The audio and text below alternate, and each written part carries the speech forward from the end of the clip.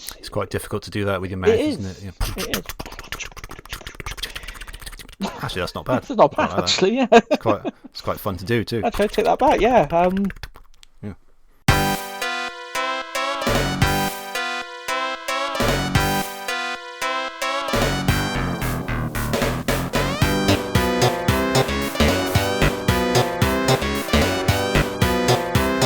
Hello, welcome to episode 65 of the podemup podcast, and it's our end of year special in which we crown a new podemup book club winner from the past year of games on the show.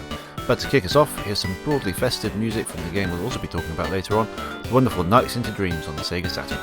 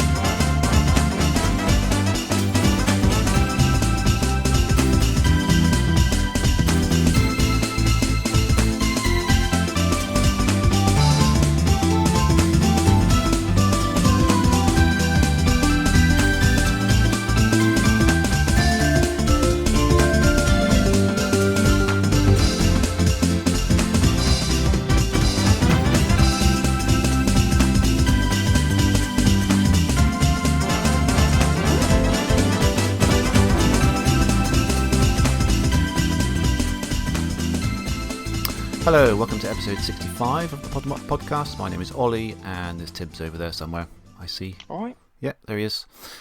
Yes, episode 65. We are talking about Nights into Dreams today. And we're also doing the much anticipated podemup awards 2024. Yes, the Game Awards. The Game Awards, as we all know it. Oh, so, was that a celebratory gong? That's a celebratory me hitting the microphone stand. I thought you'd enjoy it. So, got all that to look forward to. But in the meantime, Tibbs, what have you been playing this past month? Spelunky. Oh, Spelunky again. A lot of Spelunky, A lot of spelunking going on at Tibbs Towers. Yes. I'm really bad at it. I'm really, really bad at it. But it's quite addictive. Must be. Yeah, it's got its claws into me a little bit. I played a bit of Bomb Rush Cyberpunk. Oh yeah, how's that going? Because that was in the Humble monthly thing this month. Oh yeah, okay. Cool. So yeah, it's good. I played it a bit before on the Switch, but runs much nicer on the Steam Deck. It's good. It's Jet Set Radio in all but name. Yeah, it's good. Help a man get his head back after it was chopped off by an evil guy with a razor sharp record. As you do. As you do. You know. So you're able to reattach the head then?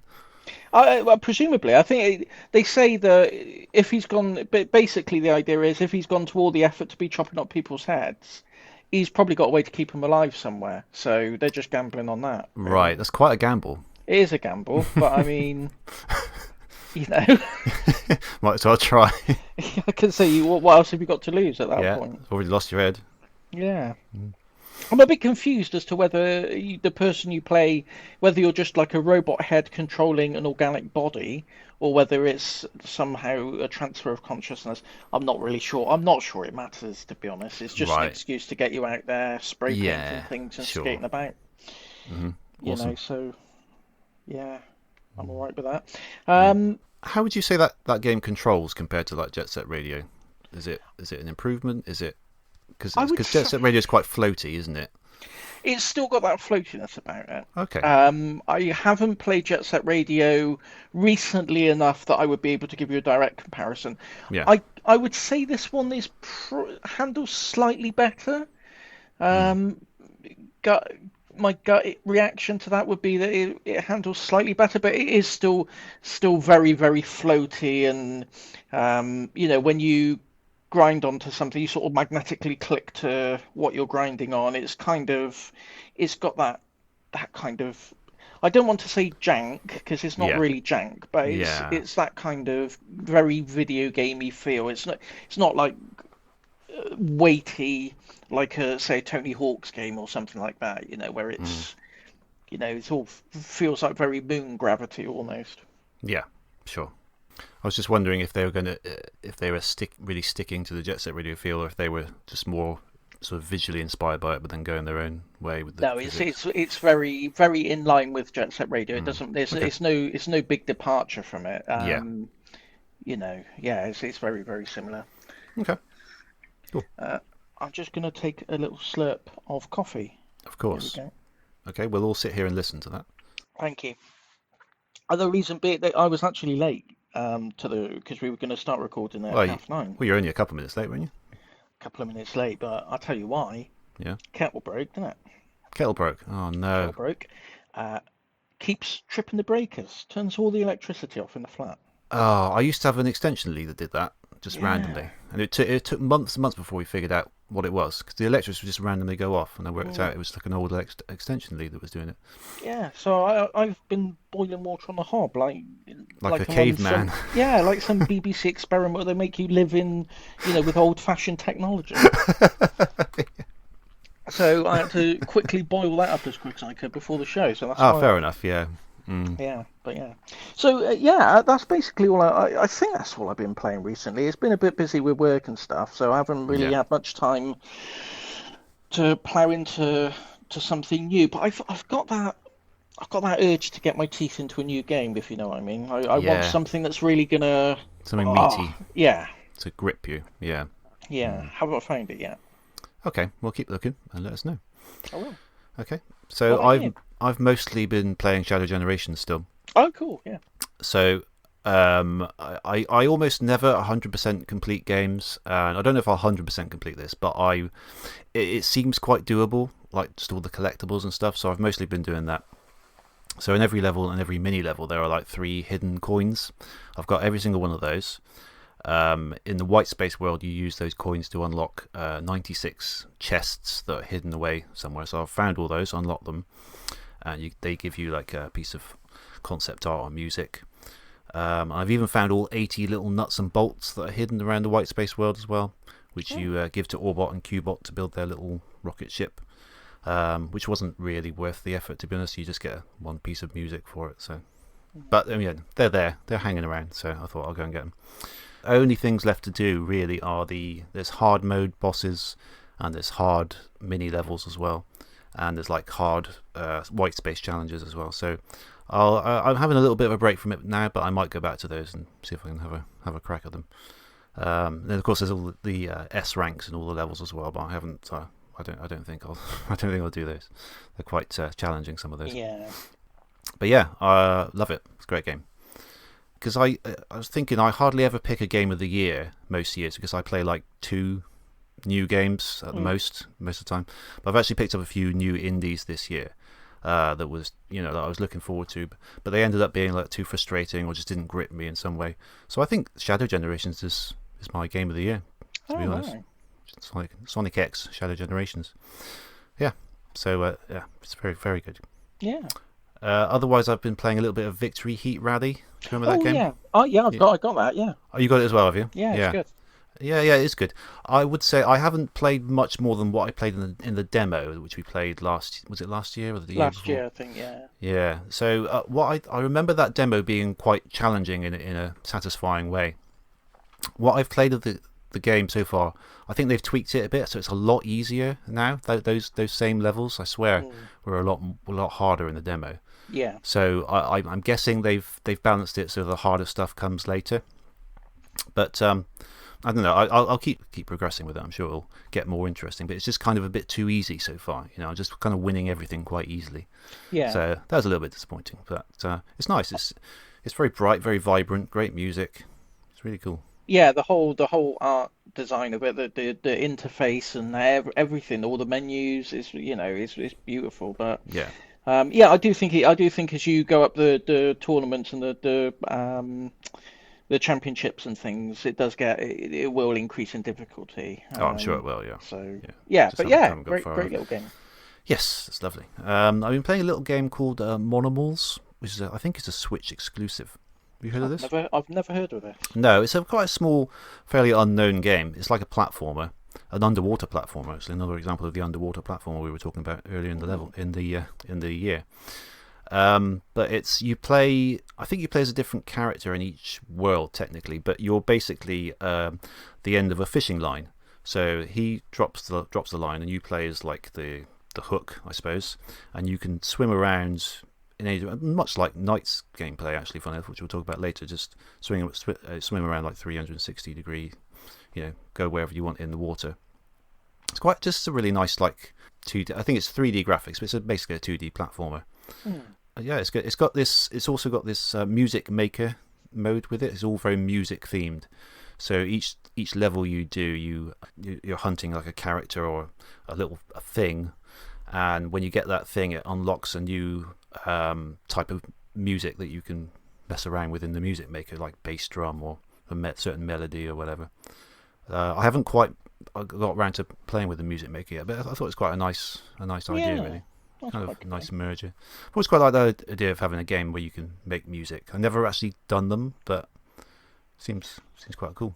Yeah, I mean, I've never got into like the music maker mode on Mario Paint. That's like the most famous one, Mm. and well, there's a couple of I won't count those the same. There's actual music creation packages for PlayStation, Music 2000, Music 3000. Yeah. They're actually designed for making music, but games where music making is an additional aspect of the game. Mm. There's a few that I've played, but I think maybe it's just because I'm not very musical. I don't have any musical training Yeah. or aptitude. But it always amazes me when you see games like that, like like Mario Paint has got the music maker mode. Some of the stuff people are able to make with it is amazing. If people who know what Yeah. they're doing. Yeah. This seems like quite a versatile tool. Like you can buy like effects like echo and all sorts of other stuff as well. Seems like you can make quite interesting stuff with it, and I think you can share them online. Hmm. And I think, as I say, I think it's a Switch exclusive. Where you don't get too many third-party Switch No, exclusives, you do you? don't Really, really. it's all just Nintendo stuff. But like this and Golf Story and Sports Story are really the only ones I can think of off the top of my head. I'm just having a look at it now. Yeah, Monomals. Monomals, yeah. It's not too expensive. I think I picked it up when it was on sale the other week for like £3. Oh, it's 15 quid at the moment. Yeah, yeah, it's that sort Yeah, of price normally, but yeah, on offer, it's good. yeah, brilliant. I haven't played much. I meant to do more of the Plucky Squire this month, but I really haven't got around to it. It's sort of it's undeniably a good game, but it's not quite got its hooks into me as much as I was expecting it to. Hmm. Really, it's I wouldn't say it's a chore to play, but it's it's kind of like on the back burner there, and I'm not desperate to get back to it, but I will do. I think it's just it's sort of got hit a bit of a lull in the process, but I'm hoping to talk more about that next month. The only other thing I finally upgraded my basic PC controller this month. I've been using a couple of different Xbox 360 controllers Hmm. for a while. I've now got the latest Xbox controller, and it's a huge improvement, I must say, because the 360 ones both had like this drifting thumbstick problem, and I was Yeah. just getting a bit fed up with it. So I got it on a Black Friday deal actually. What is it? The standard controller or Just the the elite standard one? standard one. I assume it's the Series X one. It just says Xbox on the Hmm. package. It's the current one they're selling. I don't think it's like the super elite one that I think you can pay a I lot for think a all super amazing one, but yeah this is just the all the regular one. Xbox controllers are pretty solid though. Yeah, they're the best controllers in my Yeah. opinion. just feels really comfortable. The thumbstick is lovely. Like you just have to give it the slightest nudge to move it. Whereas the other ones, I realise I have to really push them to get to get them anywhere. I was just so used to it. So yeah, I'm looking forward to doing a lot more playing with that. It made me realise just while I was writing up my notes that the 360 controller design is like 19 years old now, because it was 2005 I think the 360 came out, wasn't it? Yeah, it would have been. Yeah, so it's actually a pretty old controller. Yeah, so it's done had good innings, but yeah, it's time to move out of the 2000s for me.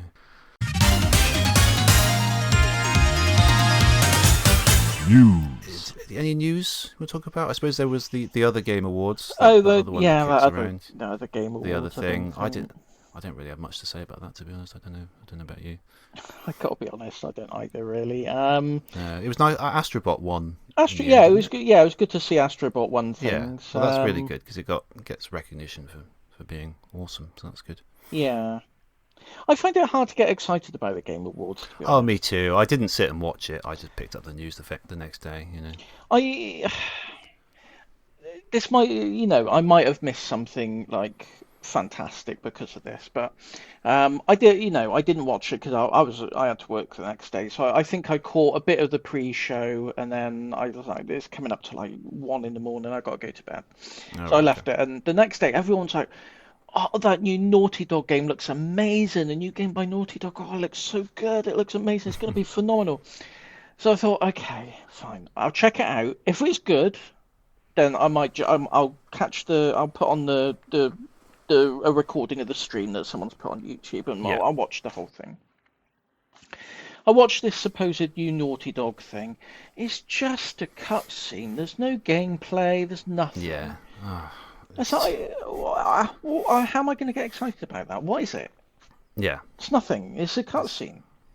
I hate this. It's just there's so much emphasis on like the cutscenes and like, whatever. I just want to know. It's a game at the end of the day. I want to know what. No, they don't. It's a cutscene. I want to know what the gameplay is. Yeah. What does it play like? What do you do in it? Is it fun?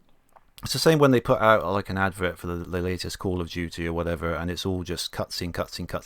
Yeah. I can't see any gameplay here. This is this a TV show or is it a gameplay? Exactly, precisely. The same thing. They got that new Indiana Jones game that's come out, and they were hyping it up beforehand, saying there's 4 or 6 hours of cutscenes. It's like. That's too much. So what? I don't want cutscenes. That's longer than the 3 full Indiana Jones. Well, I don't know how many there are now. I think the original Indiana Jones trilogy. It's longer than those combined. Are you making a game or are you making a fan film?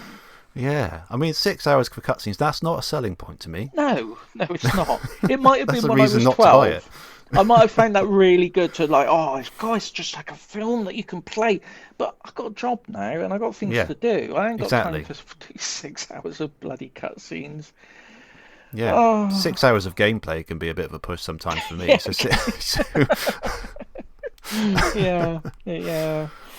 So I don't know. Apparently there was a new game announced by the team who did Eco and Shadow of the Colossus. Oh yeah. And The Last Guardian, which I will defend to the hill. I think that's a lovely, lovely, lovely game. I really enjoyed it. That's the one with like the giant animal, isn't it? Yeah, I've got it on the shelf. I've never got around to playing it.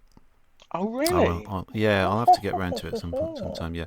Yes, I never played Eco. I've played a bit of Shadow of the Colossus on the PS2. I did enjoy it, but I sort of lost my focus on it at one point. And I've got the remake of that as well, the whatever one they did for the PS4, which I still haven't played either. Yeah. So I do need to play those games a bit. So I'd be interested to see what they come out with next. But after I gave the Naughty Dog one a chance, I just assume that all the rest of them are going to be no gameplay and just trailers, and it's going to be the usual cinematic thing. It'll be a bit of text on the screen, a flash of someone walking along or looking towards the camera, and yes. What is that stupid sound they all have to have now? I don't know. And then some music will come in. They'll play a bit of music like and then a bit of dialogue, and then they'll say something funny, and the music will stop, and there'll be a Oh yeah, the beat. music has to stop for something funny. Yeah. Yeah, the music will stop for a beat. They'll give the punchline, and then 2025 Q5 Q4 whatever. It's like, oh come on. It's like everyone jokes about AI, but you could literally have AI produce every Oh, of trailer. course. If you Yeah. told me that an AI have been producing every trailer for the past 20 years, I wouldn't doubt it. I go, yeah, it makes sense. Yeah. It does, doesn't it? Yeah. Oh God. I don't mean to moan about everything today. It's the Game Awards. They make me moan. I like games. Yeah. You'd think the Game Awards would be right up my street, but apparently not. Maybe I'm just old. Maybe it's just getting old. Possibly. Yeah. Maybe. My back's been hurting all day. I know I'm getting old.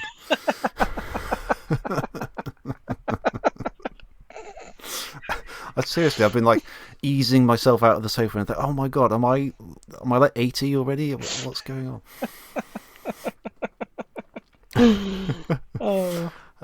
Yeah, so I don't think there's anything much else. There's an Okami. Have you ever played the original Okami? Yeah, I played the original Okami. I thought it was good. Yeah. I thought it went on a bit long. Went on a bit, yeah. Overstayed its welcome a bit. To be honest, Enough, it's a good game. A lot of games do, to be honest. Yeah, it's a good game, but there was a point where I was like, I can't get it now. Yeah, I did start it. I didn't carry on with it. I can't remember at what point I got through. I don't think I got that far. Roll the credits any time now. It's fine. Now. It's fine. I get it. It's good. It's good, but come on. Yeah. But yeah, everyone's saying, "Oh, an Okami sequel at last! There was already a sequel on the DS, Okami Den." Yeah, there you go. But that was quite a while ago, though. To be fair. It was a while ago, yeah. And it was on the DS, which is fine, but it's it's not the same as same. No, but there was that quote going around. Was it Jason Schreier, that game journalist bloke? He said he had a sneak peek at what was coming up at the Game Awards, and some of the announcements are going to make you say, "Holy shit!" No. Did you say holy shit? I didn't say. I didn't. No, I didn't say it either. No. Did anyone write in if you said holy shit? No. When I heard there was a new game from the Last Guardian Shadow of the Colossus guy, I went, and that's about that. That's the most. That's as close as you got to a holy shit. Yeah. You don't hear that in the audience, do you? You don't hear everyone going, collectively. That'd be amazing. Oh, we were really hoping more for oh my God. No, they all just went, nice. Shenmue 4 and the silence, and just one bloke goes, That's all right.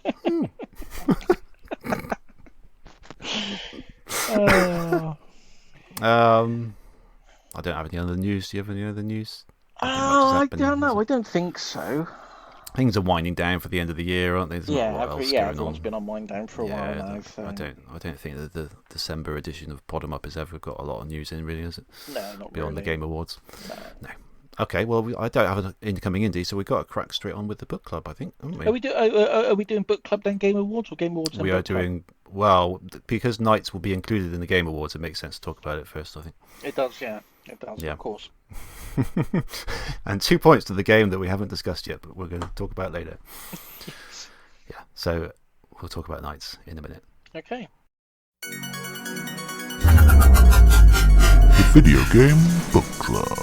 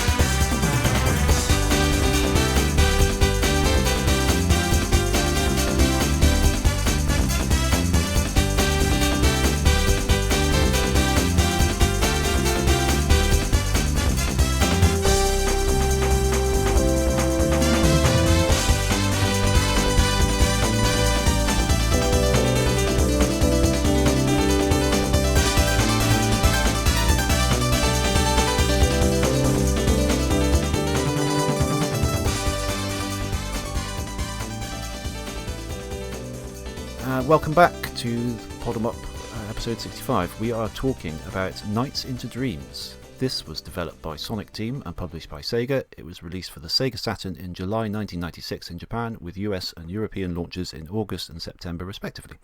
An enhanced PS2 version was released in Japan only in 2008, which was then given a worldwide HD update for Xbox 360 and PS3 and Steam in 2012. That is until 6th of December, this very month, of course, when Sega decided to delist it without giving any reason whatsoever. Womp womp. Yeah, so really that leaves, unless you want to emulate it or whatever, this really only leaves the Sega Saturn original or the PS2 Japanese one if you're interested in getting your hands on it legally. Now, for some reason, we still can't fathom why Sega chose to do that. But yeah, if you're looking for the Saturn version anyway, prices kind of depend on what version you want. So sort of anywhere between £20 to £50 really, so it's not super pricey, despite its recent delisting, as far as I could see anyway. But the original came in two forms, basically the game on its own in a normal Saturn game box, or the version I got, and I think what most people got, was in a dual CD case bundled in a box with the Saturn analog controller, which was made specifically for this game. Have you got that? No, and we will touch on that later. Oh, okay, interesting. So this is sort of a large circular pad, which in hindsight looks kind of like a predecessor to the Dreamcast controller. Yeah, it does, yeah. Yeah.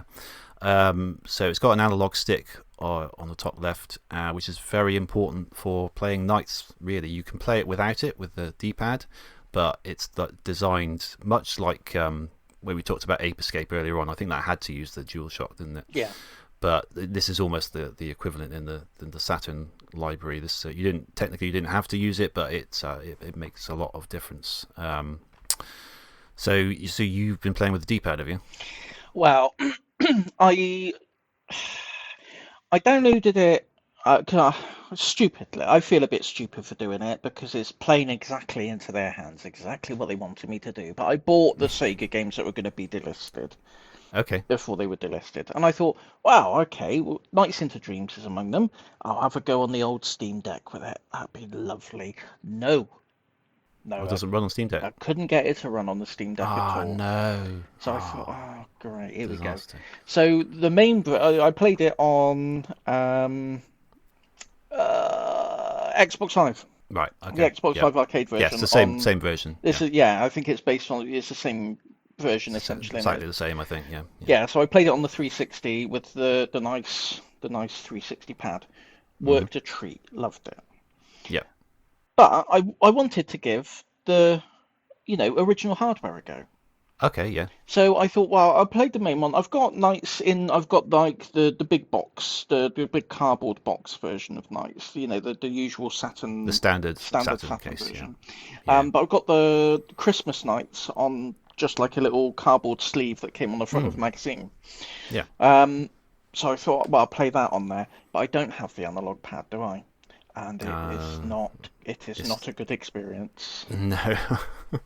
That must hurt your thumb a bit, doesn't it? Oh, it's just frustrating to play. It's possible to play it, but it's not an enjoyable time. Okay. So I had a combination. I tried it on a combination of platforms, but Steam Deck can get to work. So I played the main one on the 360, and I played a bit of Christmas Nights on the Saturn. But okay, well, top marks for effort anyway for trying there. Very good. So I'm going to kick off with the premise of the story, because it kind of what I found when sort of researching it.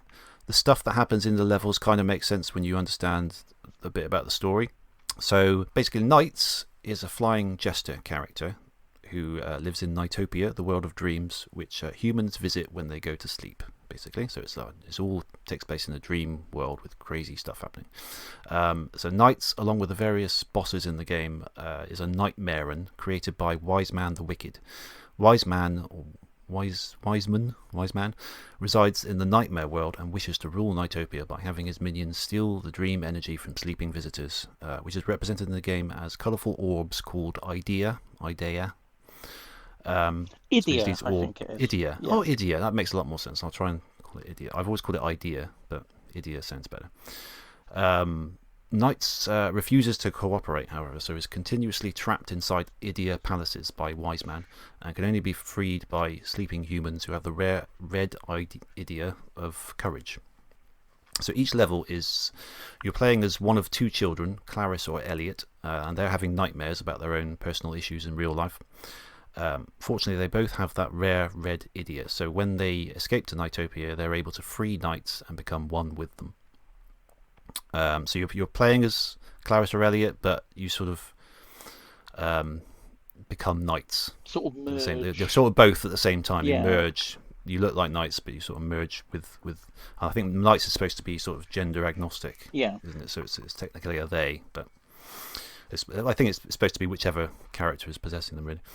So the low-level Nightmare and enemies steal all of their other Idia orbs and place them in containers. So in each level, the Idia must be freed one by one and then brought back to the palace.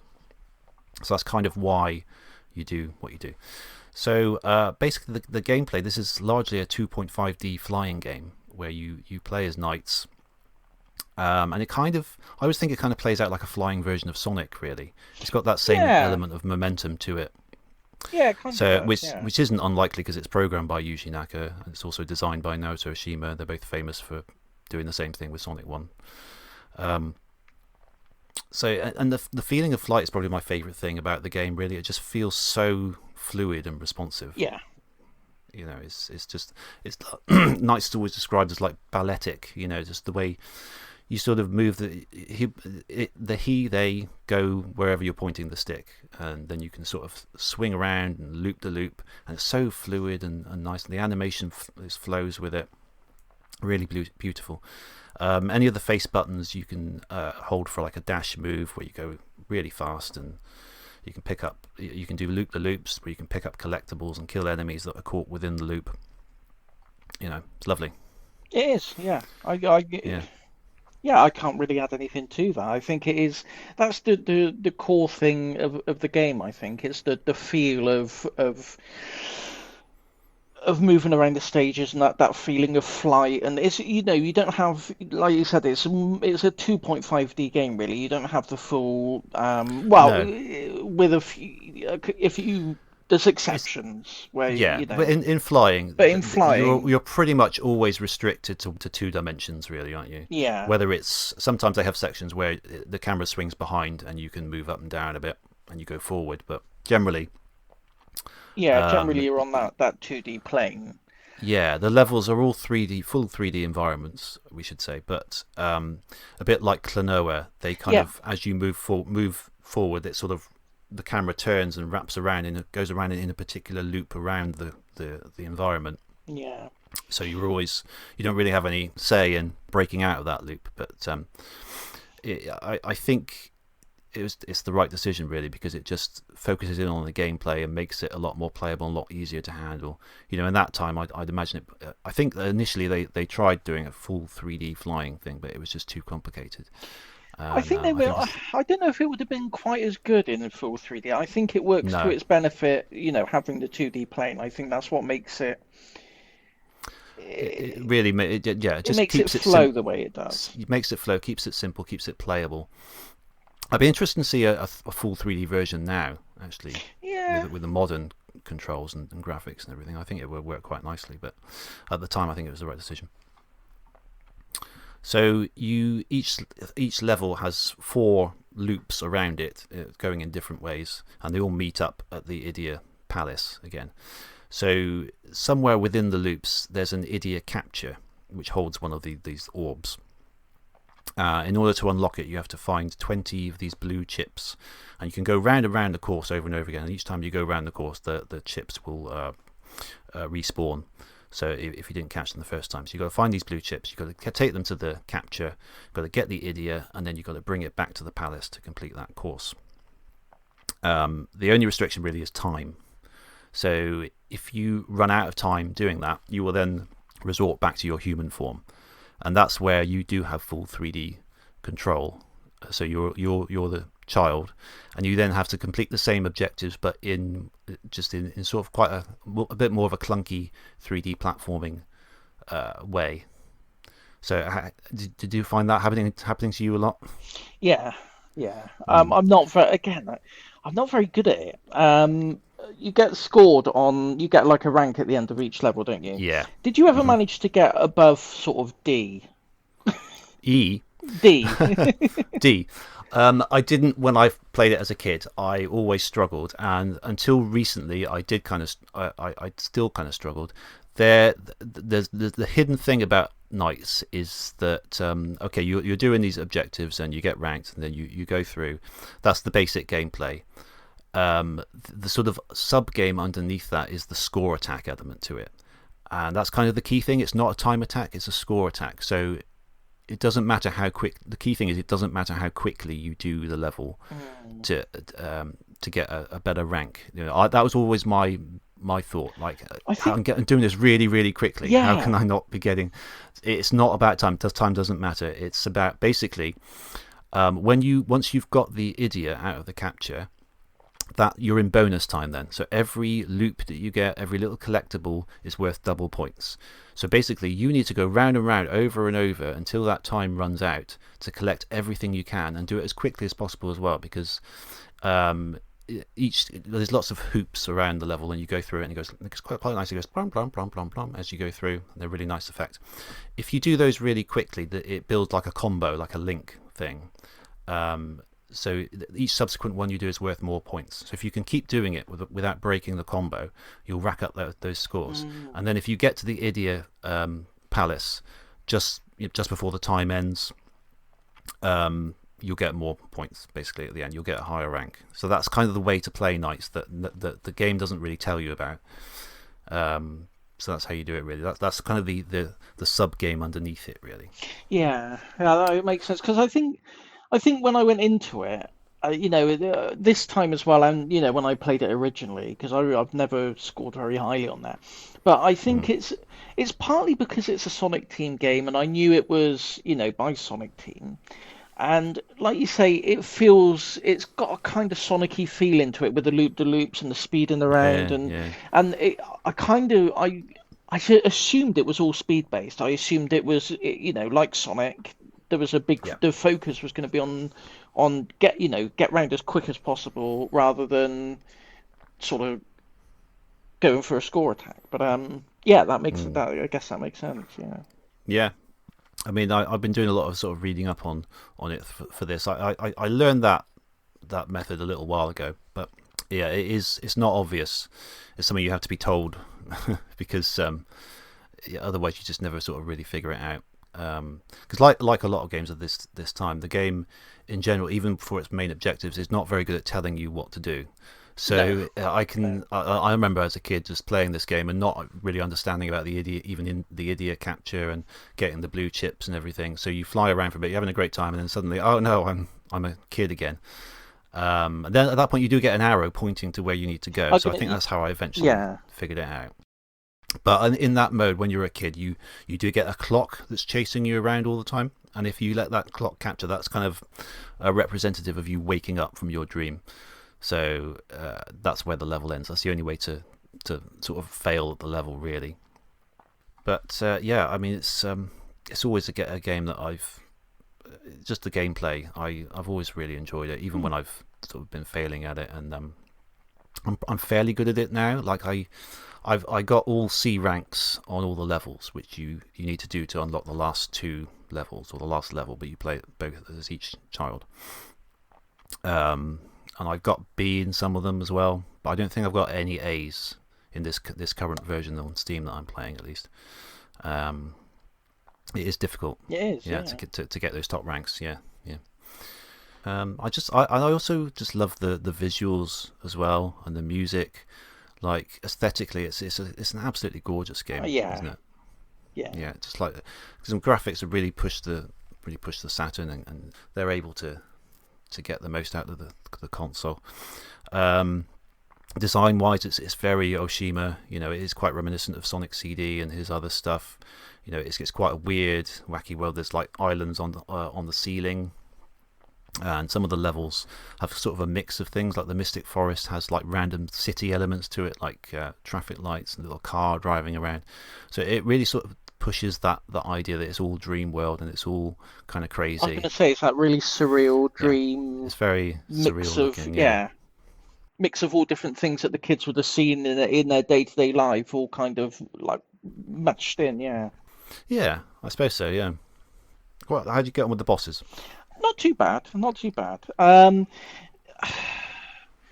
So I sometimes I don't know if it's necessarily because usually I think it's probably I think it's the first boss. It's just like a big fat ball. Um, Oh, the opera singer. yeah, the opera singer. Yeah. Yeah, Um, and you got to boost into a grabber and then sort of flicker away. Um, yeah, sometimes the hit detection on that seems a little bit off. Like I'm sure I should grab her, but I just take damage when I go into her.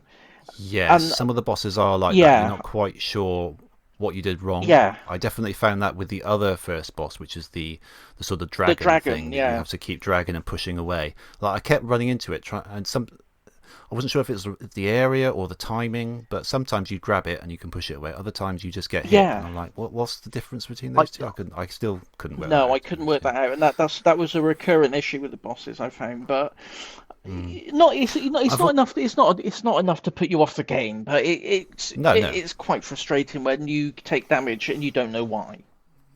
yeah, definitely in any game that is Yeah, quite frustrating. I would say about the bosses, they're always quite inventive, but a lot of the time, I didn't always. I sort of completed them without really knowing what I did. Sometimes, do you ever find that? Like I kind of know now how to beat each one of them, but there's definitely been times where I'm just trying to do my thing and I'm not sure how much progress I'm making, and then suddenly it ends. And I go, oh, then the end music comes on. I go, oh, awesome! I did it. I don't no idea what I did, but I did it. And you don't get that in bosses very often, do you? Where you just accidentally beat them. Lovely soundtrack, really, really sort of gorgeous music. Mm. Obviously, we mentioned last month about the vocal theme, and there's Yeah. the standard adult version is fine, but there's also a kid version where the kids are singing. I might chop it in here a little bit so you can hear it.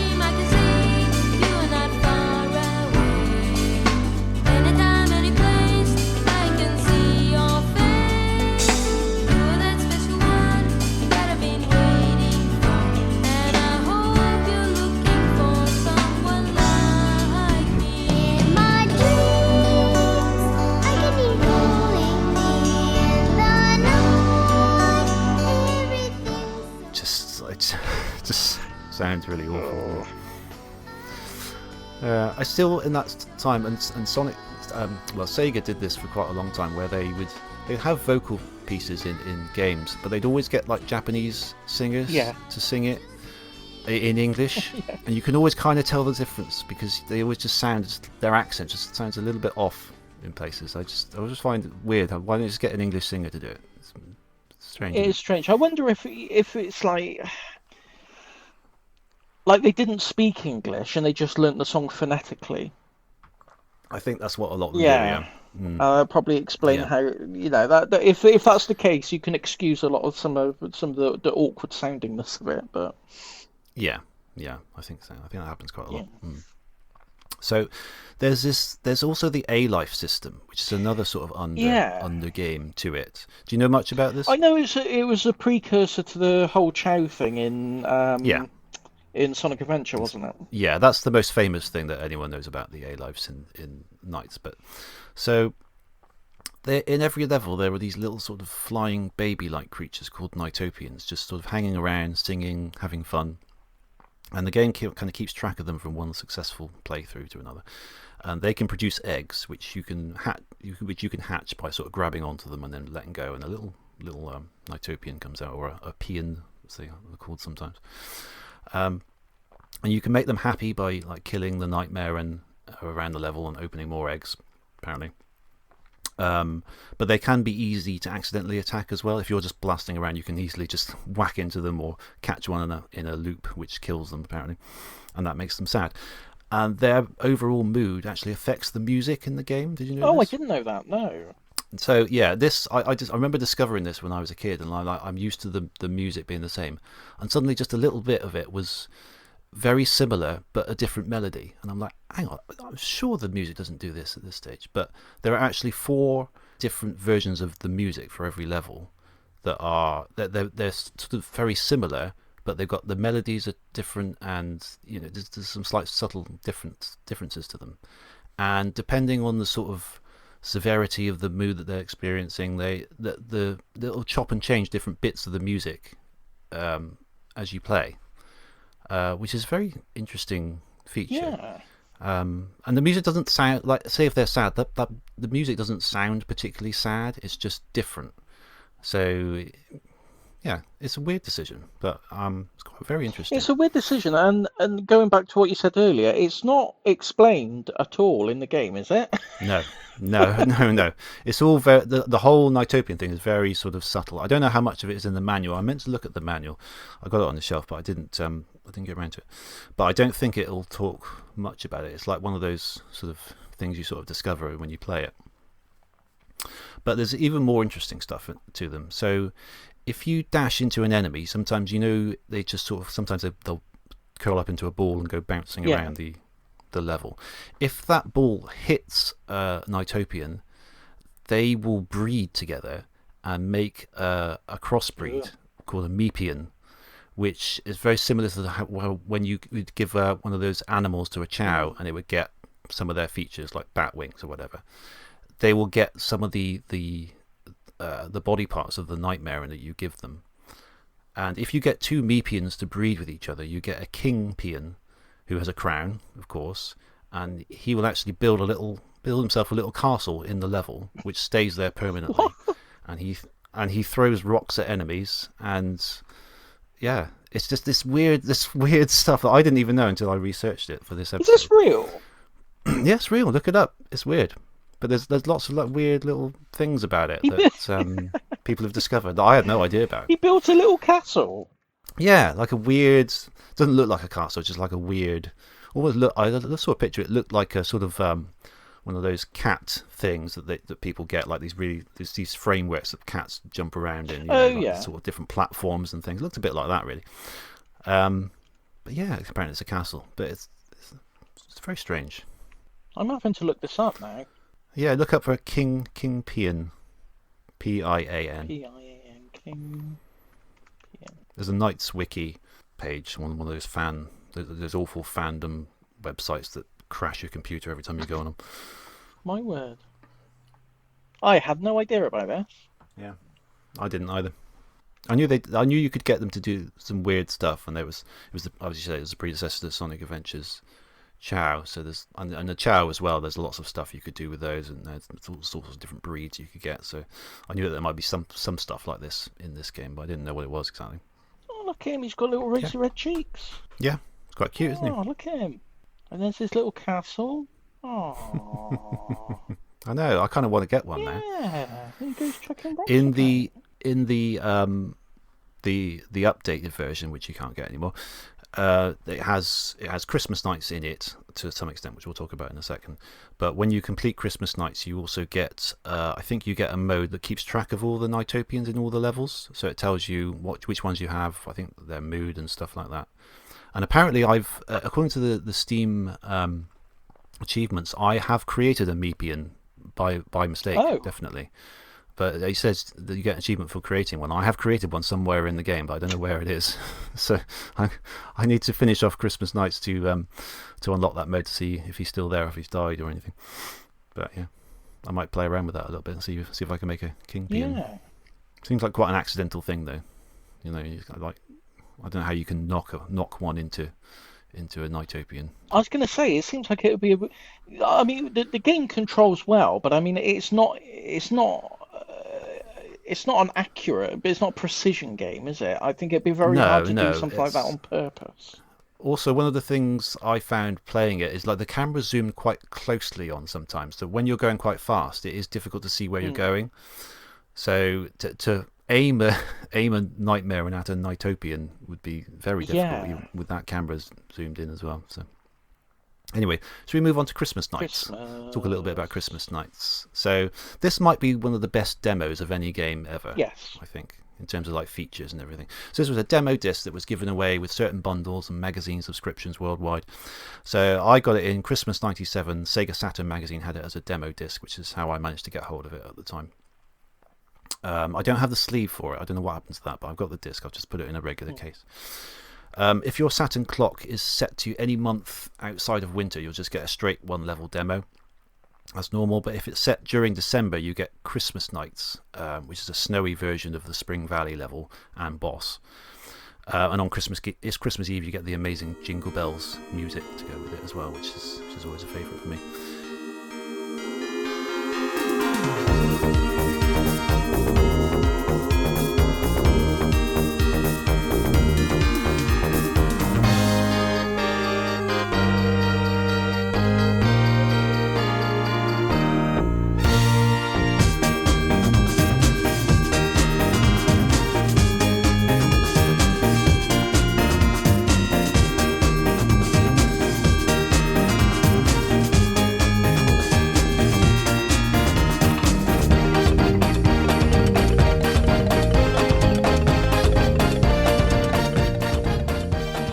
There's loads of extra stuff too in the original Christmas Nights. Each time you complete the level, you get a go at a series of matching pairs games, and every time you unlock a pair in those games, you unlock loads of different stuff. So there's like movies, there's pictures, there's music, there's special score and time attack challenges, and probably the best thing, Sonic Into Dreams. You can play as Sonic, as like the sort of kid version, the kid version of the gameplay. You can be Sonic. I think technically the first time he was playable in full 3D as well. Oh right. Which it must have been because it came out. I think it came out in '96. I was going to say, would it come out before? Would this have been before Sonic Jam? Before Sonic Jam, that was '97. So yeah, and that's quite cool. And then you get the boss fight is a sort of a reskin of that opera boss that we talked about earlier, but with Eggman bouncing around. And you get like an extended version of the Sonic CD final boss music. So playing this demo every year has been my Christmas tradition for most years since I've had it. Really, I love it. I always break it out. Inspired apparently by what a game we played in a previous year, Lemmings. Really? Yeah. Oh, the Christmas Lemmings. That's what inspired him to do a Christmas Nights, apparently. Really? Oh, I did not know that. Oh, cool. More games should do like a Christmas version. Oh, they should, yeah. Stuff. There aren't enough in general Christmas games, are there? No, not really. We've had Netflix on recently, and it's just wall to wall like Christmas specials of stuff that loads of like these full animated movies that they made just for Christmas. In the film world, it's huge, but in the game world, nobody ever makes Christmas games, do they? No, they don't really, do they? It seems to be like a missed opportunity. Like, make it something that you could break out every year and make it a tradition like this is. It's a shame. Yeah, there needs to be more Christmas in games. It's quite miserable, isn't it? It is. I mean, especially with in the era of DLC and things. Obviously, Yeah. I prefer things to be on a physical disc, of course. But with DLC, you could put out just like a special Christmas level for whatever game you've got. Yeah, of course you could. I did it when I made my Sonic fan game, Sonic Quest Part 1, way back in about nearly 25 years ago. I made a Christmas demo of my level. So, if I can do it, you guys can do it. Ended up on a bootleg compilation disc on eBay, didn't it? It did, yeah. Didn't get any money for that. Nor did Sega. Yeah, I know. So let's also talk briefly about the sequel. There is a sequel to the game. It's called Knight's Journey of Dreams on the Wii. Still incorporates the sort of 2.5D gameplay. As I recall, the objective in the levels are slightly different. I think you had to chase like a bird through the level or something like that instead of getting the idiot. Do you know what? I can't remember, and I've played that game start to finish, and I feel a bit bad about this really, because I got a confession to make about that game, and I apologise to anyone in my area about this. At the time, I think it was the week before was when I got my Wii. I bought a mate of mine was selling his Wii, so I bought it. And I only Okay. had like the Mario Sports game, the Wii Sports and Mario Kart. That's the only games I had. I really Yeah. wanted the new NiGHTS game. I wanted the like Journey and Streams. Really wanted it, but I had the worst. I won't say it was flu. It wasn't as bad as flu, but I had a cold that absolutely knocked me on my back. I was off work, Ah, couldn't do it, and a cold addled delirium, I rang the local game shop and asked if they had any copies. They said, "Oh yeah, we've only got one. We've got one copy in, pre-owned." wow. Yeah. Dragged myself onto the bus, Wow. went down there, got it. I felt Yeah. awful. I Oh felt man. so bad, and I like, especially in a post, well, not even post COVID, it's still out there, but certainly post lockdown world. Yeah. I would now, if I saw someone on the bus with a stinking cold, I would give them such the. I wouldn't even go on a bus these days now. I think they're plague Yeah. wagons. But if you have a look at, if I saw someone there, or just in the street, snuffling and sneezing and whatever, I'd give them such a Yeah. dirty look. I Oh, such the dirtiest look. honestly, I would Oh, think you yeah. rat bag. But I did it. I did it back then for the love of the game, Wow. and I I don't know if anyone's made that effort for Knight's No, I Journey of don't think I don't Dreams. think even the No. developers made that much effort in it. But No, no, they didn't. No. but no, I got it home and I didn't have the energy to play it and I went to bed. I could have left it there. Oh, But I thought, honestly, back then I thought someone's going to buy that. No, they weren't. Really, realistically, it was probably going to stay on. It would probably be on the shelf now, if we're being honest. But maybe. back then, I couldn't take the chance. I couldn't take the chance. So I went down and got it. But Wow. yeah, I did. I played a lot of that game, and I can't remember a thing about it other than the fact there's an owl that talks, and that's There how I know is, they're yeah. called Idia because the voice actors keep calling it Idia in the game. Oh, okay. See, I didn't remember that bit, but Um, I remember a few bits about it. I don't think it was particularly well received. no, I don't think I it think the was. core Knights gameplay was fine, as I recall. I quite enjoyed it, and I really like the levels, like the visually, and I love the music. It's got Oh, one of the my music. Yeah. genuinely one of my all-time favorite game soundtracks. That sequel has even Yeah. better than the original, in my opinion. Very Sonic-y, would fit perfectly in a Sonic game. What Um, they got like their own equivalent of like the Chow Garden type thing. they do, yes, The for the music for that, I Philippines. love it. I Oh love it. yeah, yes, I remember that. Yes, it's So nice. good. And the interesting thing that what I remember more than anything else on the game is that I'll call it the Chow Garden because I can't remember what it was called, but Yeah, their Chow Garden place. If you had the Wii Weather Channel installed and oh, set to right. your address, it Yeah, would replicate whatever the weather was in your brilliant. postcode. Oh, I love it. It's so Fantastic. Didn't good. didn't know that. That's Yeah. amazing. That's a nice bit of effort gone put into Yeah, there. I don't know why more games didn't do that because I thought Oh I yeah. didn't know games could do that. Why aren't more games like a Well, racing game or every level should of everything should be weather dependent on whatever yeah, weather you're experiencing at the time. yeah, it'd be fantastic. There's so much potential for a game to use that. But as Yeah, far as I know, that was the only game that did. There might have been others, but it's the only one I know of. be a bit miserable in this country though, wouldn't it? Oh yeah, If it'd that just were be the raining all case, the yeah, it'd time. be Yeah, just cloudy, especially at the terrible. moment. Jesus. But yes, so I think a lot of people didn't like there's levels where you have to play as the kids, like Yeah, special kids levels. I don't think they went particularly down well, and I think it was just like the story and the character. There was a lot of dialogue compared to Nights into Dreams, which yeah, has there no is. dialogue. There was a lot of talking, a lot of like not particularly well acted or well written stuff, and I think it just is a bit dry and it didn't hit with anyone. I think, but which is a shame because I think there is, like as I said, the Nights levels. I think there is a good core gameplay underneath there, Mm. and yes, some lovely visuals and music. But yes, a shame. Any sort of final thoughts on the game, on the original game? No, I think it's quite good. I'd like to. There's like an enhanced PlayStation 2 version, isn't there, as well? Yeah, that as far as I could make it, I've never played it, but I think that is essentially the same as the 360 and the Steam version, Mm. just not in HD obviously, and not with. I don't think it has Christmas Nights in it either. It's worth noting the Christmas Nights version in the update doesn't have all those extra collectibles like Sonic Into Dreams or anything like that. It's just got the two basic Christmas, it's just the basic Christmas Nights levels, which are still fun to play, but those extra bits really add to it.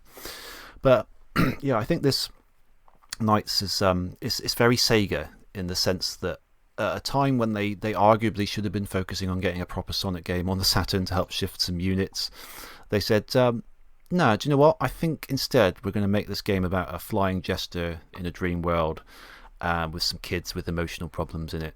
You know, let's just go with that, shall we? Yeah, well, yes, let's do that. And not only that, the team that were working on the Sonic program, the Sonic project, Extreme. Yeah, we're going to use this engine until Yuji Naka caught wind of it. He said, hang on a minute. No. You get your own engine, and if you use this one, I'm off. He was a bit like that by all accounts, wasn't he? He was a bit... yeah, it could be a bit difficult. Was it Yuji Naka who... I can't remember what team it was. He went there he went into some game studio on like a tour or something to see what they were working on. And he liked what he saw there. He didn't know that someone in the team spoke Japanese, and he said something like, "Right, sack this lot. We'll take all their tech for the Sonic game and get rid of them." Yes. And he didn't realise that they spoke Japanese and understood him. I think he said something like the 4 best developers, merge them into Sonic Team, everyone else give the sack or something like that. Apparently, I think that was. I don't know where I first heard of it in the Retro Hour podcast where they had one of the guys who was there reveal. I think he might have revealed that in the first place. I don't know, but I can't remember who that was or what company it was for. But yeah, apparently that's something he did. Yeah. But anyway, it's just that's kind of what Sega and Sonic Team sometimes do, don't they? They don't always do the obvious thing. They just kind of. Well, I think this was just the game that Naka and Oshima wanted to make. And fair dues, because they were doing Sonic for quite a few years there. They probably fancied a bit of a change, to be fair. So you can understand it from that perspective. And if you boil the gameplay down to a sort of a basic form, it is a very arcadey game when you consider the score attack element in particular. Like I feel like if you repackaged it as something more easily recognizable, like maybe flying a little plane or something, and explaining the arcade element to it, I think you could easily see it in arcades. For like arcade machine. Yeah, I think so. Yeah.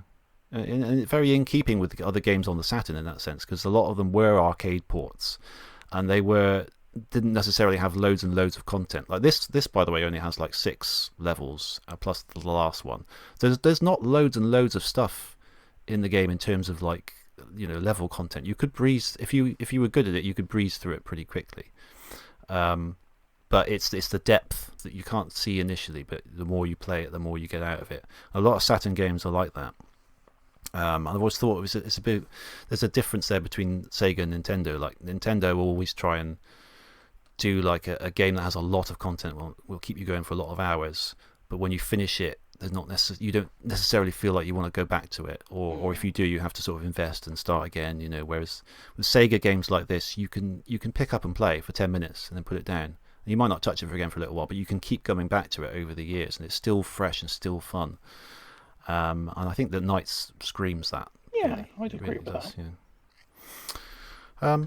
So yeah, that's about it really. It's a long time favourite of mine. I didn't get it when it first came out. I think I got it in 1997 for my Saturn, and I think it was after the initial like package of Saturn games that I got with the 3 games. This was the first one that I got, and I loved it. I thought it was great. I played it a lot, so it's a long time favourite of mine. So I'm glad we're talking about it on the podcast, because it's there's a lot to unpack there. Really, I think that was a very long book club segment. Actually, it was the normal ones, probably one of the longest ones ever. But it's the only thing is now, if we talking all that, saying how great it is, if we go through now and it don't win any awards. I can tell you now it's going to win some awards. I think it probably will, yeah. Yeah, okay. But, yeah, so with that, we are ready to discuss the games that we've talked about this year in the book club, and we're going to hand out some awards right after the break.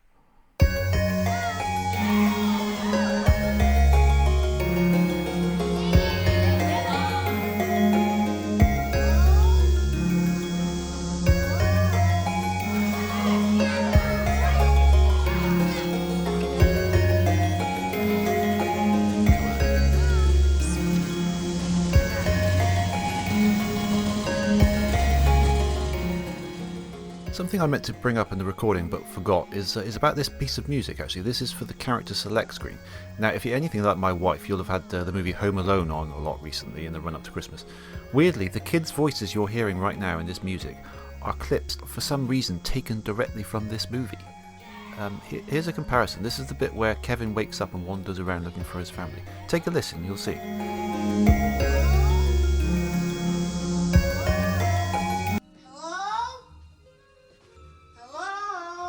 See? Home Alone.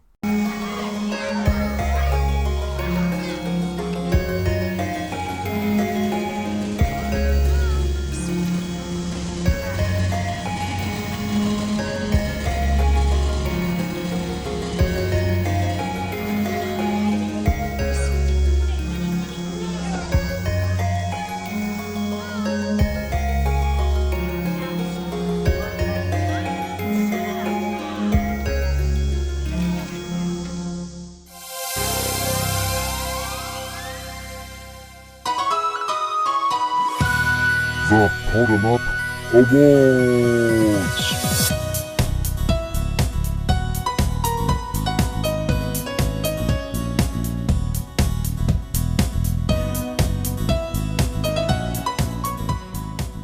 Right, welcome back. We are handing out some awards in the Podemup Awards 2024. We are going to go through every game that we discussed in the book club this year, and, well, no, we're not going to do that at all. We're not. Well, I've got that completely wrong, haven't we? We are. That's not how we do it. We go through the awards, all the different awards. We've got loads of different awards. We've got graphics, we've got music, we've got all sorts, and each of us have picked two favourites for each category. One of them we're going to give 1 point, another one we're going to give 2 points. There's a favourite award at the end where we pick three favourites, and there's also a listener award. And at the end I'm going to whip out my Podemup Award Tron 2000 from last year. It still works, still going good.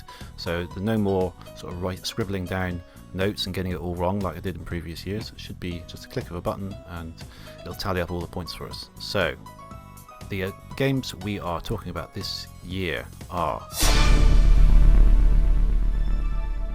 The Legendary Starfy for the Nintendo DS, Ape Escape on the PS1, Corn Kids 64 on PC and Switch, Discworld 2 Missing Presumed on PC, Saturn and PS1, Metropolis Street Racer for the Dreamcast, Broken Sword 2 The Smoking Mirror for PS1 and PC, Monty on the Run and Mayhem in Monsterland both on C64, Space Station Silicon Valley on Nintendo 64 and Nights into Dreams on the Saturn. Right, so let's crack on with the awards. The first award is, as always, the Graphics Award. So this is graphics that impressed on the system that it was on, or sort of anything that was very visually interesting or nice. So what was your number 1 point for the Graphics Award? My number 1 point was Metropolis Street Racer. Same for me. For the Dreamcast, just because, yeah, it was fantastic looking for the time. Really showed off what the Dreamcast could do, and just still a lovely looking game now. Still, I was going to say, still looks great now. For like a realistic game on the Dreamcast, that's saying something. Yeah. You know, it still looks really, really nice. There's something about it that looks amazing. So yeah, well pointed. And your number 2 points? My number 2 point is Mayhem in Monsterland on a C64. Oh, okay, yeah. For much the same, just the way it pushed the hardware.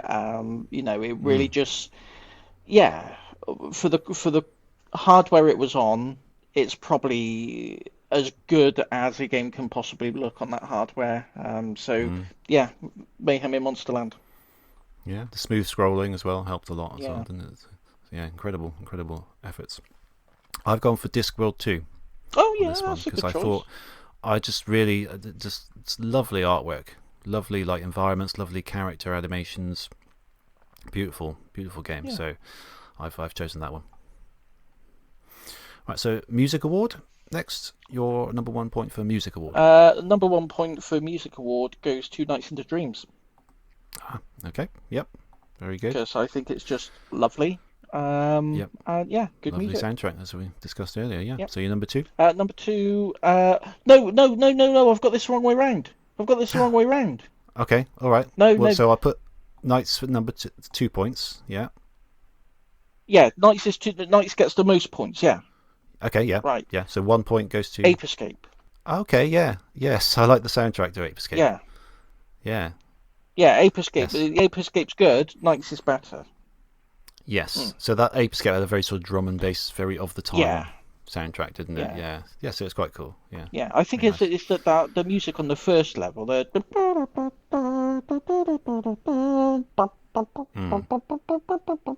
Mm, it's just very. I love it. It gets stuck in my head. mm. And a lot of the music throughout the rest of the game. You can't really do renditions of it because it's all drum and bass. But It's quite difficult to do that with your it mouth, isn't it? is. Yeah. It is. Actually, that's not bad. It's not I quite bad like that. actually. Yeah. It's quite fun to do too. Actually, I take that back. Yeah. You can't. Well, actually, yeah. Give the two. No, I won't give the 2 points to Ape Escape. Just because we can do it with our mouths. Yeah. So Ape Escape with the 1 point. Knights with the 2 points. Okay. I've gone. All right. For my two, I'll say Nights of the Dreams also gets 2 points from me. Mm.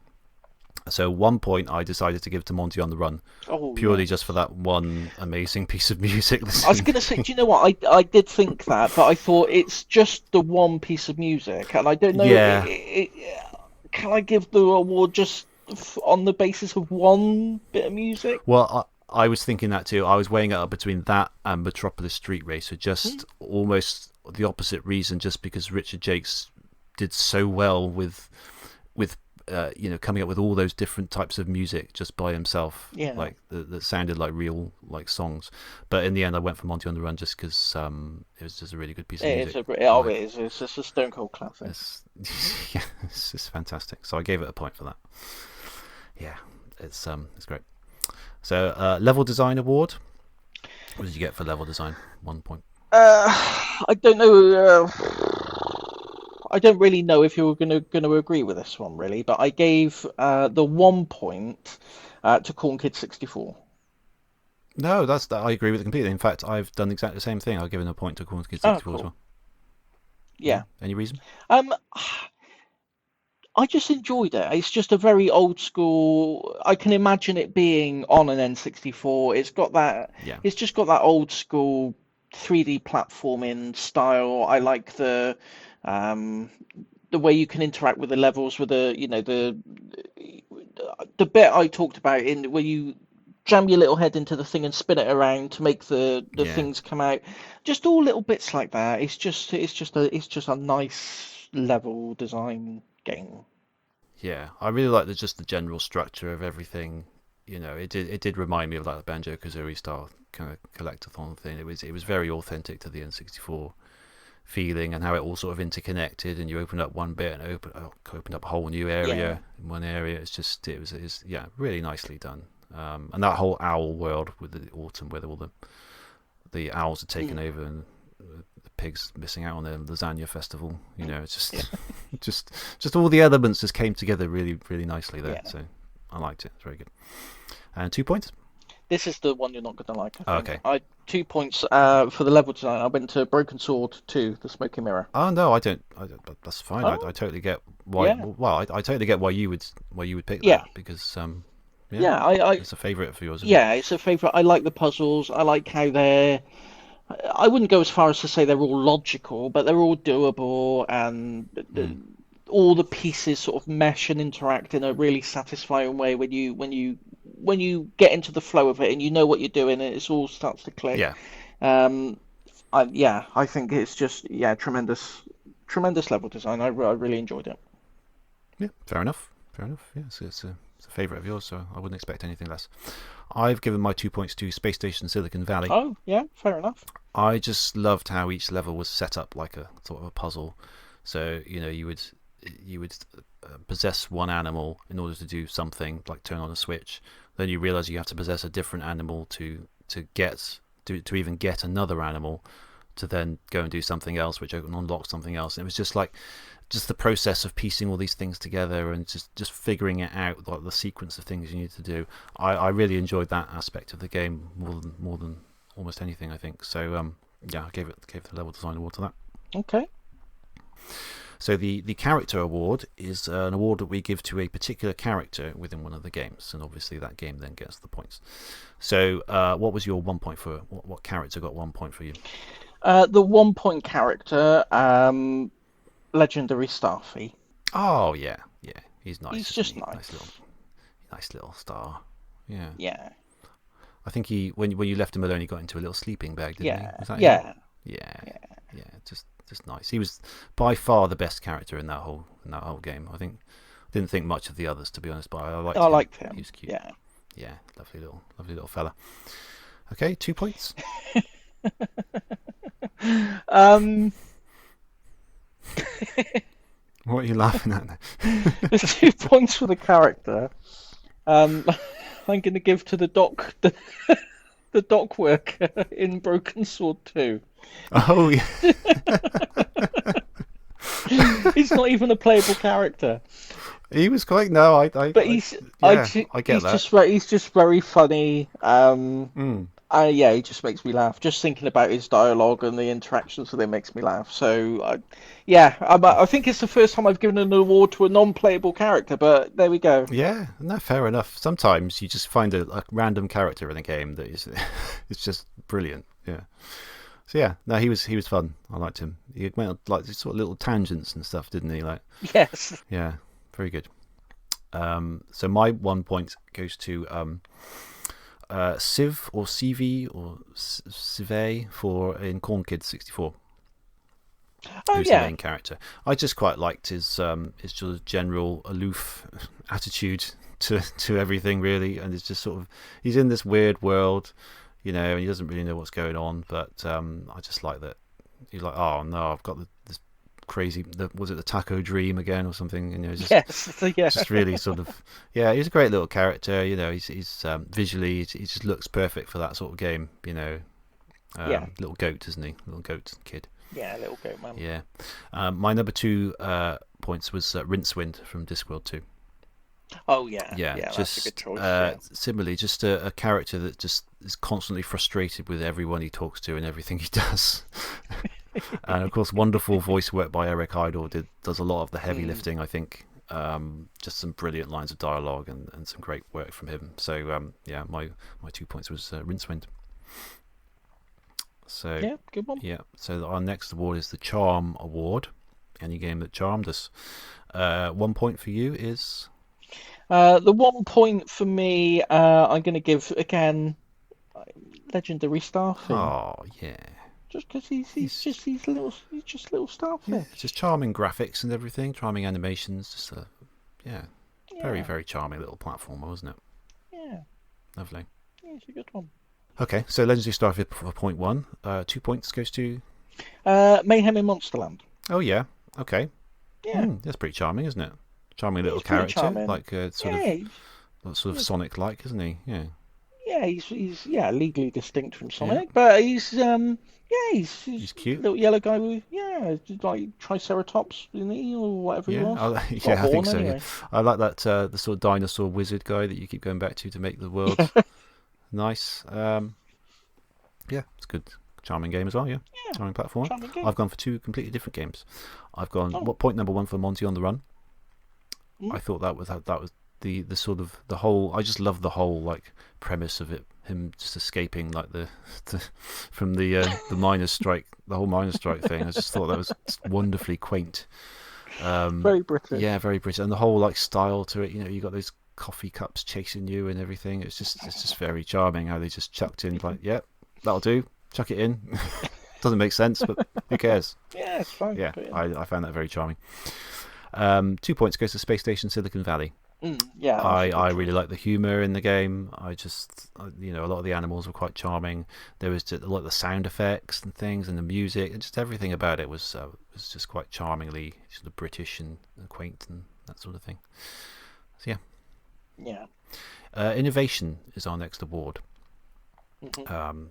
It's just sort of technically innovating, an innovative idea, anything that we haven't seen much in other games. So what was your 1 point for that? My 1 point for that was for Ape Escape. Yeah. For being, we spoke earlier about being the first game to rely on, a purely analog pad on the PlayStation. It was, I think, playing it now, it doesn't seem particularly special in terms of controls, but at the time it was something completely I suppose different. so. Yeah. Yeah. And I think it works to its benefit. Using the analog stick to swipe the net down on the monkeys, and you've got that a lot more freedom than you would in a similar sort of catch 'em game that would have been about earlier. Yeah. So, the innovation wise, the 1 point goes to Ape Escape. Lovely. Okay, and 2 points. 2 points. I think you're probably the same here. Space Station Silicon Valley. I'm not actually, but that is a good shout. Oh, I've got 2 different ones. okay. Yeah. Okay, that is pretty. It was very innovative gameplay. Very innovative. Very Yeah. innovative. No, can't think of anything before or since that was quite like that sort of gameplay. No, I can't think of a single. I can't think of any other games that have that Yeah. variations on that core mechanic. Really. No. Yeah. Very, very. Like you say, the closest would have been probably been Mario Mario Odyssey, Odyssey is the but closest, but it's not. it's the closest, but it's not It's done quite in the a same. completely different way, I think.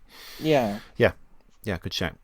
So my 1 point went to Mayhem in Monsterland for much the same reasons that you did for I think it was the graphics award.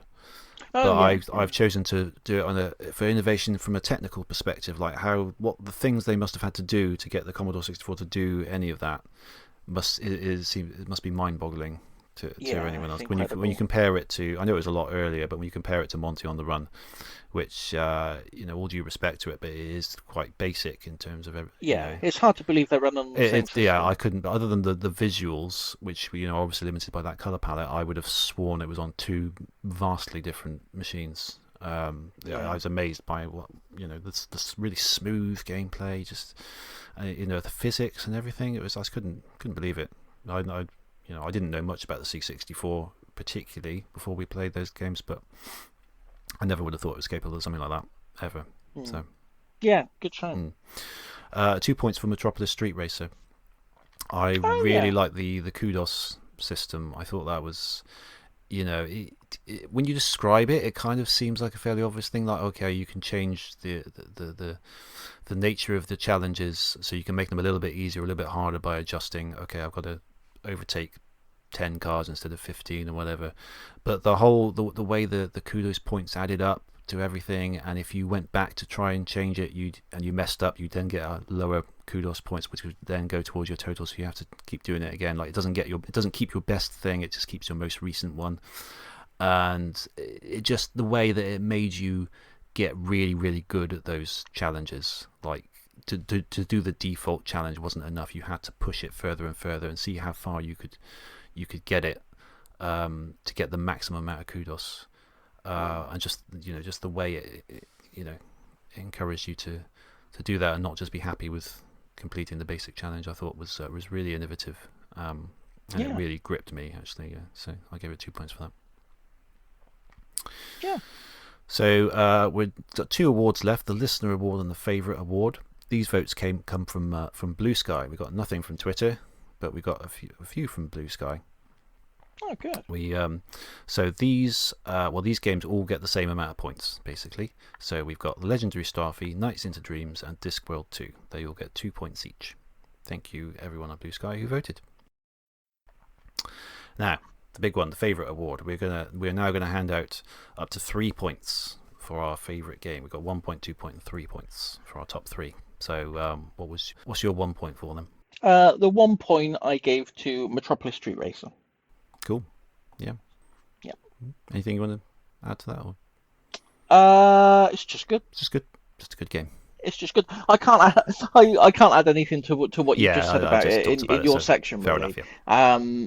I agree with everything you said. When I gave it one of the awards earlier, I think it's the graphics award I gave it was, just how good it looks and how good it looks today. Still, it still plays fantastically well.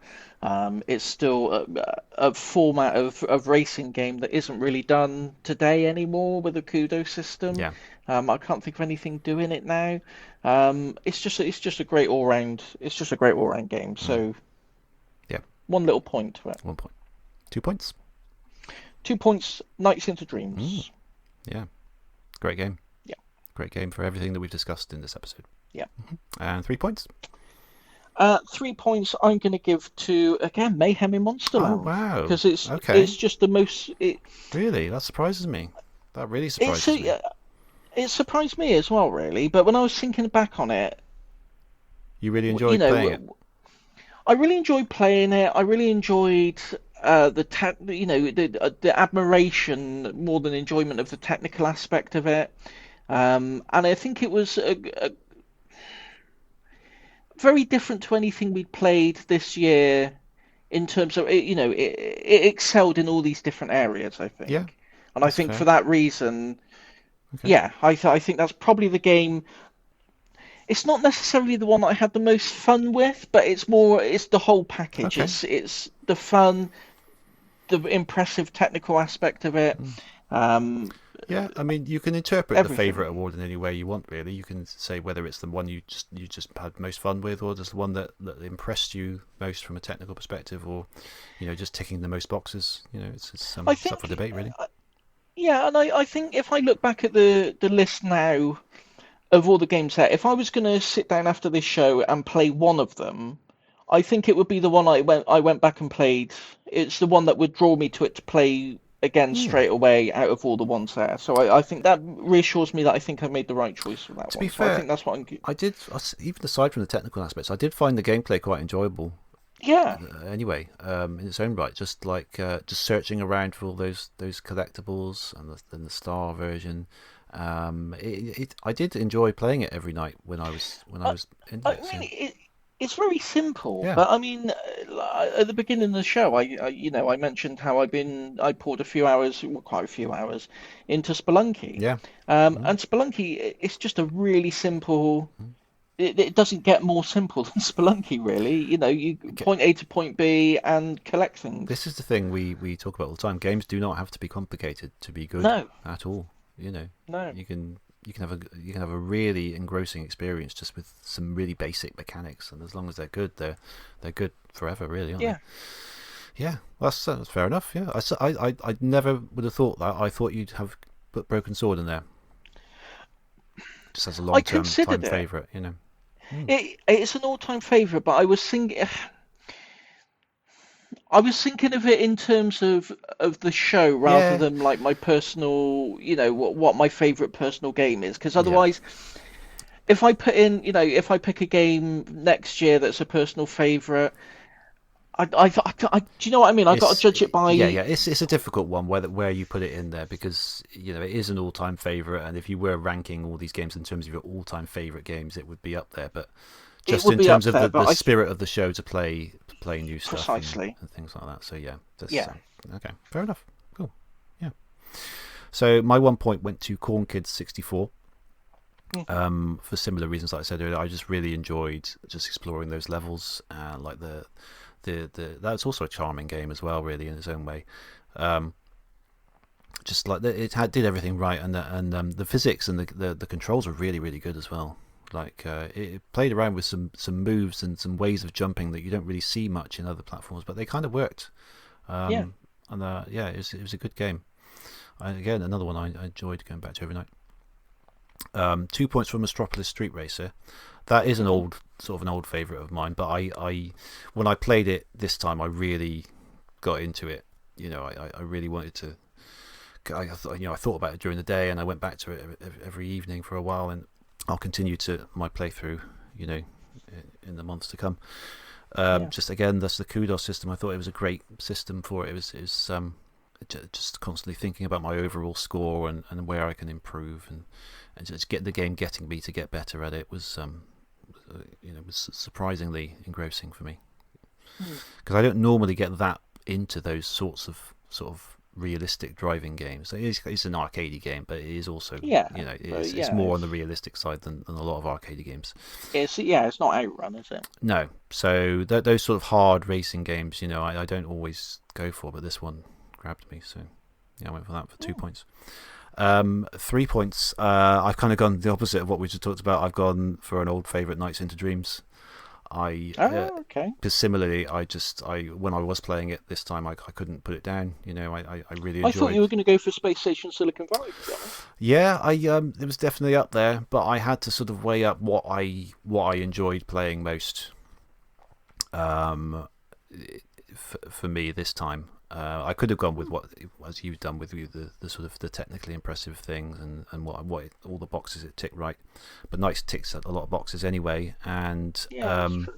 I think this time I did really get into the score attack element where I haven't done that before, just trying to improve my ranks, and play, because normally when I play the levels I just play for a bit of fun, I just play for a little fly around and I don't really care what rank I get, but this time I was actually consciously trying to get better and work on that mechanic of using that bonus time and running the clock down as far as I could to get the most points, and it was sort of working for me. I could see my grades increasing, and that was quite an addictive element for me. So yeah, for everything, all the good points that we talked about it, and that, I've gone for NiGHTS in Streams for 3 points. Yeah, so, a worthy winner. Yeah, I think so. I feel like this could go anywhere. I was going to say this is going to be an interesting spread. I think possibly the first time ever. I think every game has at least 1 point. Ah. Looking at it, I don't think there's any that are left behind this time. So it really is Anyone's game. Anyone's game, and it's a very retro-focused year this year, isn't it? I think Corn Kid 64 is the only new game, I think, and that's retro-styled. So, yeah, they're all sort of oldies but goodies, aren't they? So, yeah, let's find out. This is exciting. So Okay. I genuinely don't know where this is going to go. So I'm going to press the submit button on the Podemup Awardatron, and it's going to tell me one by one where they rank. Okay, here we go. Okay, press it. Beep, bop, beep.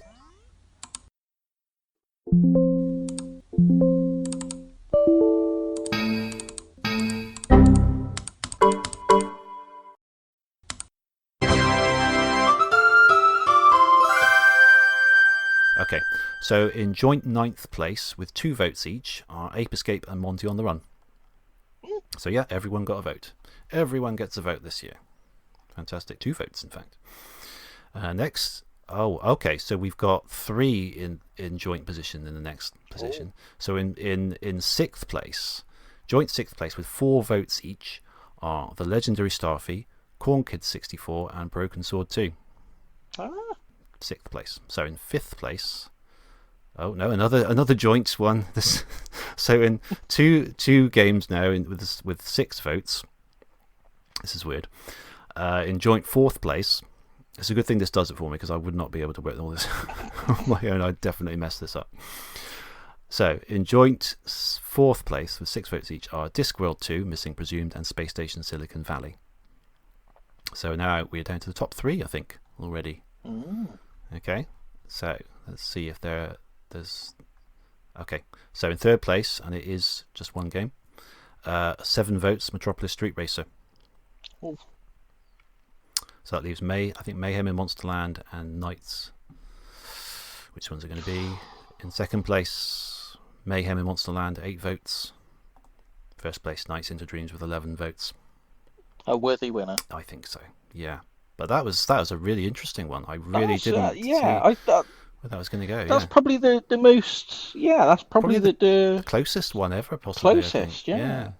Oh, there was one where it was really tight at the end with 3 games. I think that was Sayonara Wild Hearts, Lollipop Chainsaw, and something else, maybe Zelda. That was really close. I think that came down to like 1 or 2 votes in the end. I think, but this is pretty close as well. I think a good outcome. Yes, I think so. I think that's a worthy game to be called The Game of the Year. Game of the Year, Podemup Game of the Year, NiGHTS Into Dreams. I think possibly that might be the oldest winner. I think a lot of the others are kind of newer games, aren't they, usually? Yeah. So what have we had? We've had Ghost Trick Phantom Detective. We had Undertale. Undertale, yeah. Then we had, I think it was Katamari. And then it was Sayonara Wild Hearts. And then I think it might be Stray. Oh, yeah, I think Stray, it might be Stray. And then Phoenix Wright, I think. I think that's all of them. Have we been doing it that long? Yeah, this is the seventh Podemup Awards. That's crazy. It is crazy, yeah. So NiGHTS Into Dreams joins that illustrious group, that elite group of games. The best of the best. Best of the cream of the crop. I think those are all really good winners. But, yeah.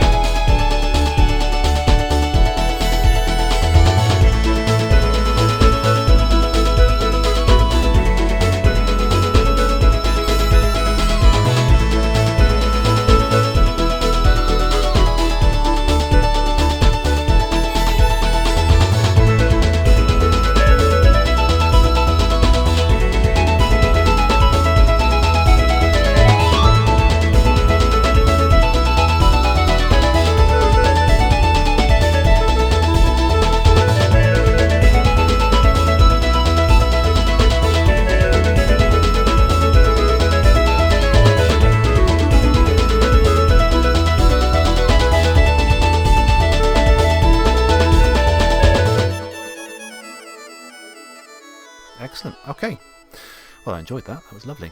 I enjoyed that. So, what game are we going to kick off 2025 with from you, Tibbs, next year? What are we going to do? Well, we're going to kick it off with a strong start to 2025. A Bobby Dazzler? A Bobby Did you say? Dazzler. A Bobby Dazzler. Oh, go on then. It's a personal favourite. Yeah. I think we're going to kick off 2025 with Cassette Beasts. Yeah, I knew you were going to say Cassette Yeah. Beasts. Yeah, I knew it. Yeah. Start strong. Yeah. Start strong. Never played it yet, but you gave it such a glowing review. Last year, was it? I think it was it last must year. have been last year. Yeah. Yeah, that I'm really looking forward to playing it. Yeah, you kindly gifted it to me recently, didn't you? Yes, I did. Yeah. I guess you had a spare key lying around. But yes, it's been really cheap lately. I keep seeing it for like less than £1 some places. So yeah, because it was in the one of the Humble monthly bundles. Any game that gets included in the monthly bundles, like a lot of people just subscribe normally, but I think a lot of key farms subscribe and they just stockpile the keys, and it just makes the price of the games plummet completely, really? especially on like the key shops and things like that. So yeah, any game that gets included in a Humble bundle or in the Humble monthly, the price just goes through the floor for a few weeks afterwards. So I think that's probably why it's been down so cheap. But yeah. So if you want to play along with us, look out for it. It's the Pokemon type game, isn't it? yes. Pokemon better than Pokemon, I think you said. Oh, I stand by it. Yeah. Yeah. Okay. So all right. So I'm looking forward to playing this. This should be good. Okay. So we're going to play that in January, and we'll get that episode 66 out next time for you with that. In the meantime, over the lovely Christmas break, we haven't mentioned Christmas. I've done the Christmas nights. We haven't mentioned the fact that it's Christmas at all, have we? No, we haven't. No. This episode is technically the Christmas special, and this year should be coming out before Christmas.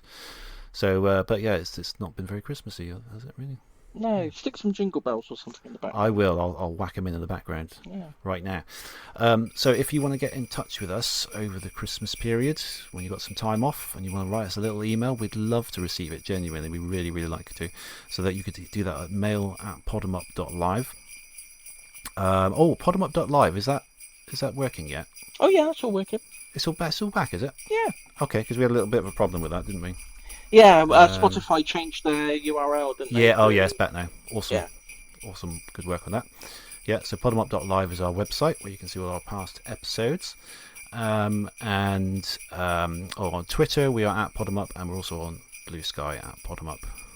Something else as well, but just search for us on there, you'll find us. Doing quite well on the old Blue Sky, getting a bit of a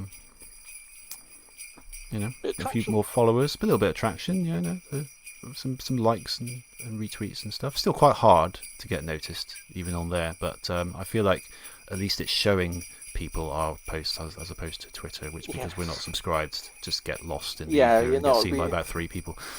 So not verified with the blue tick. No, we are not. So anything we put on there doesn't get seen by a lot of people. But I like Blue Sky. It's nice.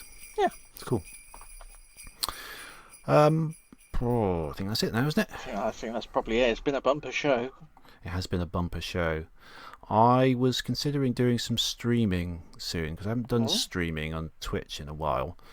Mainly because Alice, my daughter, goes to bed so much later these days, and I don't want to be chatting away while she's trying to get to sleep, really. Yeah. So in the evening, so I haven't done it for a while, but I might do it quite soon. Actually, I was thinking of doing, because it was the 30th anniversary of Sonic 3 and Knuckles this year, which is my favourite game of all time. So I thought I might stream the whole thing at some point. That's a good one. Yeah. It'll be a nice one. Yeah, I'll put it out on the socials and let people know. I don't know when, but I'll see if I can find some time to do that over the Christmas period when things are a bit quiet in the house sometime. Yeah, good.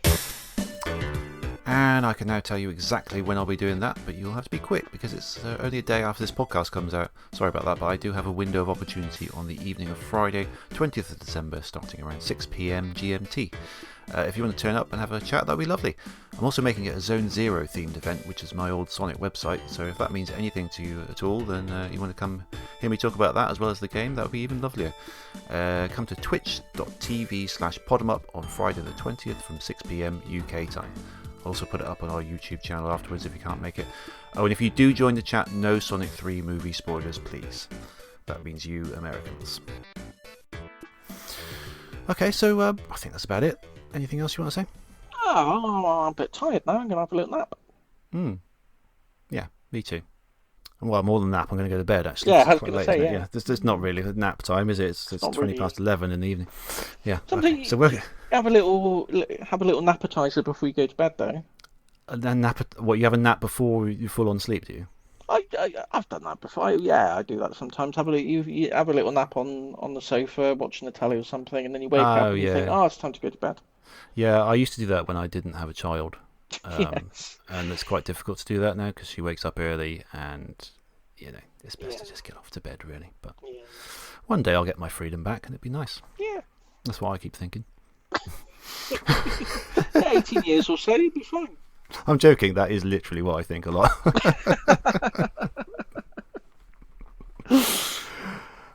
Anyway, I'll leave you with that. I hope you all have a lovely holiday period and New Year, and Yes, everything please do. goes well, and enjoy your company, your family company, everything. It's been another great year, Podemup wise. Really enjoyed doing all this, and should be fun. Oh, it's not our 8th year next year, is it? Yeah. Season 8. Season 8. Yeah. God, is it? It must be, I suppose. Well, yeah. If Blimey. you said this was the 7th annual Podemup Awards So next year will be the 8th one. I can't believe we've been doing this so long. I know. It's crazy, isn't it? It's mad. It's a kind of fresh madness. It is, yeah. It is. Anyway, looking forward to it. We'll catch you in the new year. Have a lovely, safe one. And, bye-bye. Bye.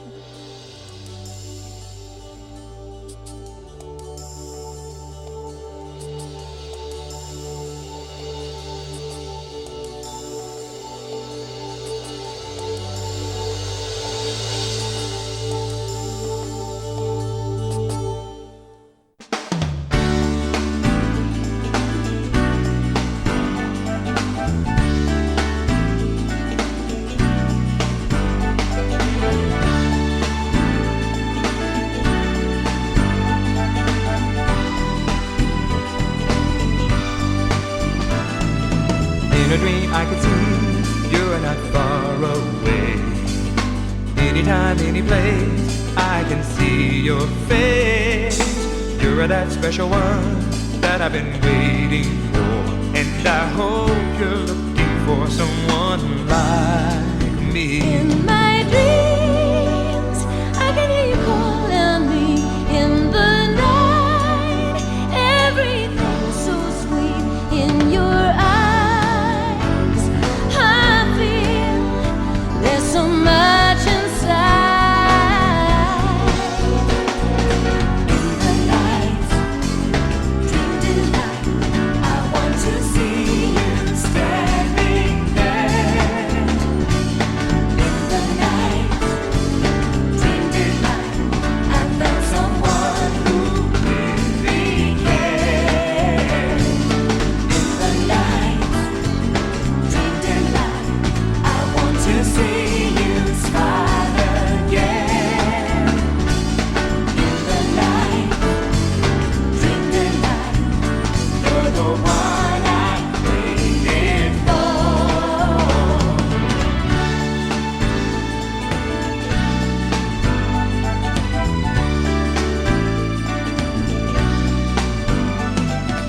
In a dream we can do everything we want to. There's nowhere I'd rather be but here with you. The stars above light the way